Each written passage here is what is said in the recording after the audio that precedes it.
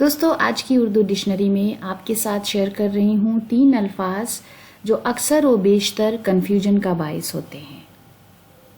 وہ ہیں عین کے ساتھ لکھا جانے والا علم، الف کے ساتھ لکھا جانے والا علم اور عین کے ساتھ لکھا جانے والا علم.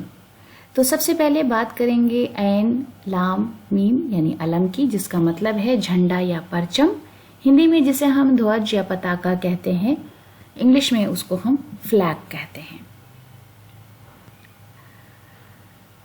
جملے میں اس طرح استعمال کریں گے: جو لوگ علم کے علم بردار ہیں ان کی ہمیشہ عزت کرنی چاہیے. شہزاد احمد کا ایک شعر ہے: حوصلہ ہے تو سفینوں کے علم لہراؤ، بہتے دریا تو چلیں گے اسی رفتار کے ساتھ. اس کے بعد علم، جس کی اسپیلنگ علم کی طرح ہی ہے، عین لام میم، بس اس میں زیر ہے، اس میں زبر ہے، جس کا مطلب ہے واقفیت یا تعلیم، جانکاری، شکشا، نالج اور ایجوکیشن.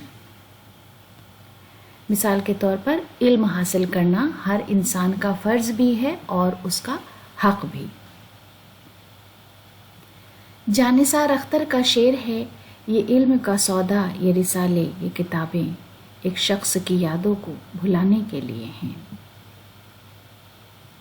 اس کے بعد عین کے بعد جو علم، عین کے علاوہ جو علم لکھا جاتا ہے وہ ہے الف لام میم علم، جس کا مطلب ہے رنج و غم، دکھ، پیڑا، گریف اور سیڈنس. دنیا میں ایسا کوئی نہیں جس کو کوئی علم نہ ہو.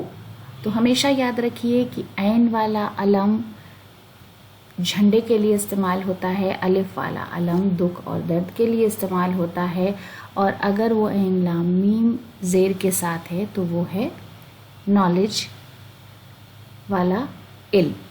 شوق اثر رامپوری کا شعر ہے: وہ غم ہو یا علم ہو، درد ہو یا عالم وحشت، اسے اپنا سمجھے زندگی جو تیرے کام آئے.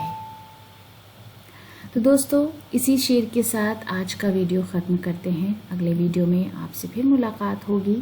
ویڈیو دیکھنے کے لیے بہت بہت شکریہ.